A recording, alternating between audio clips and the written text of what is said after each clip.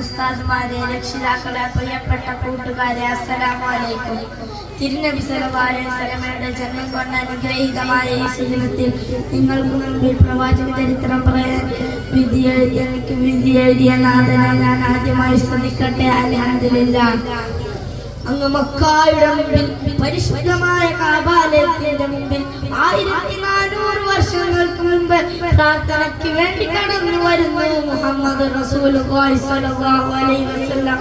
തിളങ്ങുന്ന മുഖമാണ് നബിയുടേത്, ഒത്ത നീളമാണ്, വെളുപ്പ് കലർന്ന ചുവപ്പ് നിറമാണ് ഹബീബിന്റേത്. ശത്രുക്കളോട് പോലും ഒരു വെറുപ്പിന്റെ വാക്കുതിയാടാതെ മക്കയിലെ ആദ്യത്തെ 13 വർഷം കഷ്ടപ്പാട് കൊണ്ട് ജീവിച്ച നബി തങ്ങൾ കഅബാലയത്തിന്റെ മുന്നിലേക്ക് കടന്നു വരുന്നു.